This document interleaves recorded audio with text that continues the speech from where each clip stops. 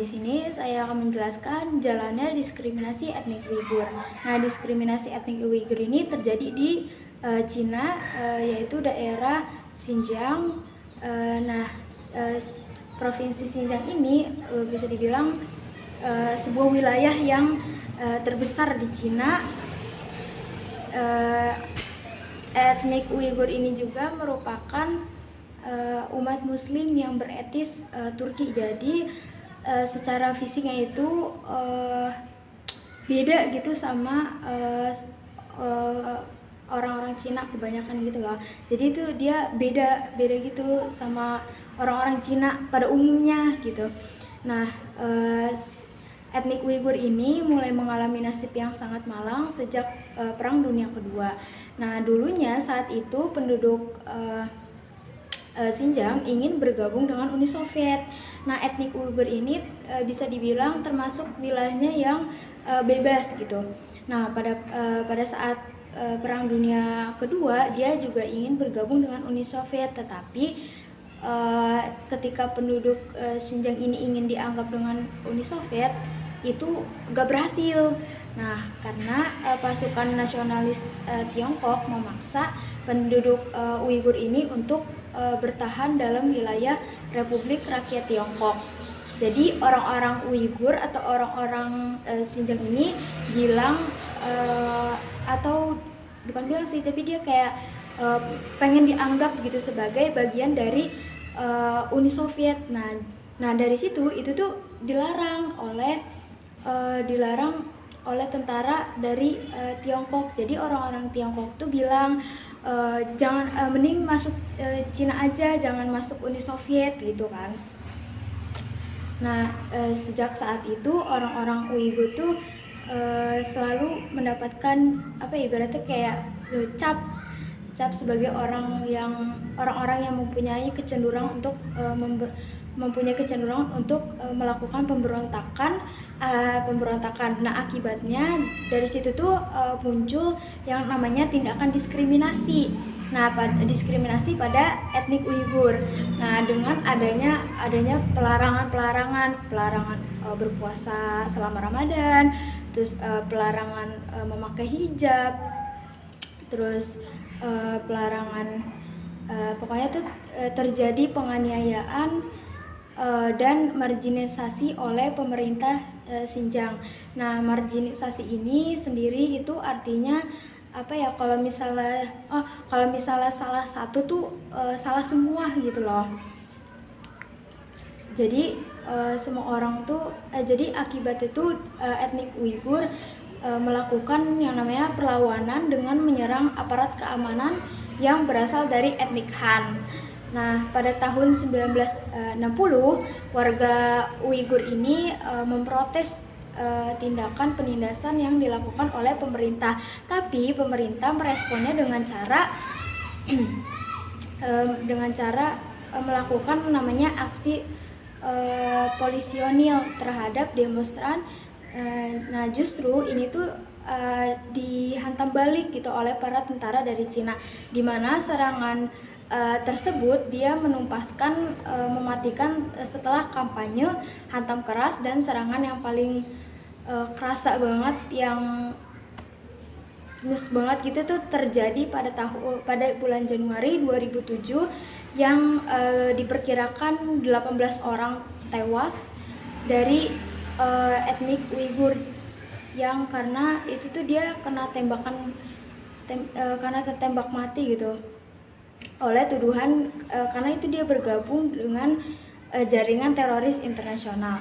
Nah, selanjutnya ada kekerasan terhadap etnik Uighur. Nah, kekerasan ini tuh tidak berhenti, tetapi dia justru malah meningkat. Nah, pada tahun 2009 menandai yang namanya kerusuhan berskala besar di daerah Urumqi, di mana sekitar 200 orang etnik Uighur itu tewas dalam kerusuhan tersebut. Nah, jadi dapat kita simpulkan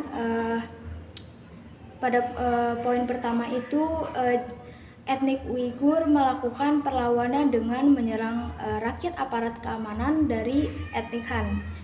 Nah, yang kedua, pemerintah Tiongkok menyerang balik. Yang poin ketiga, etnik Uighur pada tahun 2007 yang menewaskan 18 orang dari orang-orang Uighur. Terus yang terakhir, adanya kekerasan terhadap etnik Uighur meningkat pada tahun 2009. Materi selanjutnya adalah alasan pemerintah mendiskriminasi orang Uighur. Pemerintah Cina mengeklaim bahwa tindakan mereka terhadap Uighur di Xinjiang bertujuan untuk mengatasi terorisme, separatisme, dan menjaga stabilitas.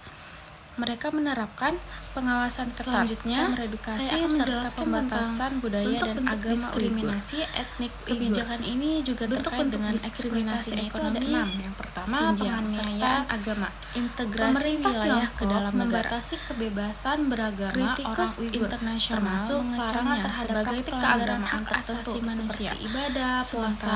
Cina membela kebijakan tersebut sebagai dan penggunaan simbol agama seperti jilbab atau cadar untuk perempuan. Yang kedua, penyiksaan di kamp pendidikan. Banyak orang Uighur dipaksa untuk masuk ke kamp-kamp yang disebut kamp pendidikan ulang, yang sebenarnya berfungsi sebagai pusat penahanan dan pengendalian. Nah, di sana mereka itu dilaporkan mengalami penyiksaan fisik, pemaksaan untuk meninggalkan agama mereka, serta pengajaran ideologi komunis Tiongkok. Yang ketiga, ada pemantauan dan pengawasan. Nah, pemerintah Tiongkok ini melakukan pengawasan ketat terhadap kehidupan sehari-hari Uighur. Ini termasuk pengawasan digital melalui aplikasi pemantauan, pengumpulan data pribadi, serta penggunaan teknologi pengenalan wajah. Yang keempat, penghancuran budaya dan identitas. Kebijakan Tiongkok mengarah pada upaya sistematis untuk menghapuskan budaya dan bahasa Uighur. Sekolah-sekolah itu mengajarkan bahasa Mandarin, bukan bahasa Uighur, dan budaya simbol budaya tradisional yang dilarang. Yang kelima, pencaplokan dan pemindahan paksa. Terdapat laporan tentang pemindahan paksa orang-orang Uighur dari Xinjiang ke daerah-daerah lain di Tiongkok. Selain itu, banyak yang dipaksa untuk bekerja di pabrik-pabrik dengan kondisi yang buruk. Yang terakhir ada diskriminasi ekonomi dan sosial. Orang Uighur menghadapi kesulitan dalam mendapatkan pekerjaan dan kesempatan pendidikan di luar wilayah Xinjiang karena adanya kebijakan diskriminatif yang membatasi akses mereka berbagai sektor kehidupan.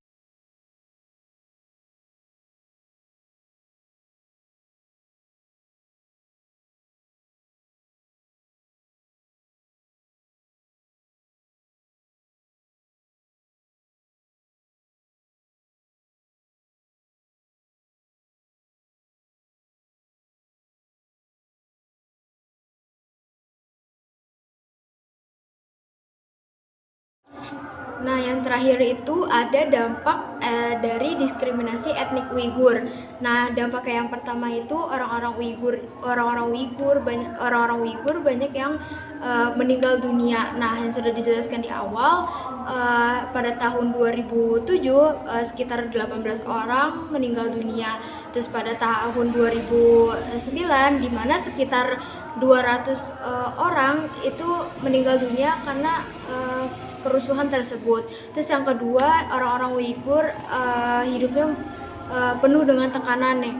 Yang sudah dijelaskan awal juga, adanya larangan-larangan juga kayak larangan memakai hijab, terus berpuasa selama bulan Ramadan, terus adanya penganiayaan, terus juga marginalisasi oleh pemerintah Xinjiang. Nah, banyak tekanan-tekanan yang dialami oleh orang-orang Uighur gitu, etnik Uighur. Jadi kita tuh sebagai orang Indonesia bersyukur karena kita tuh tinggal di negara yang damai gitu.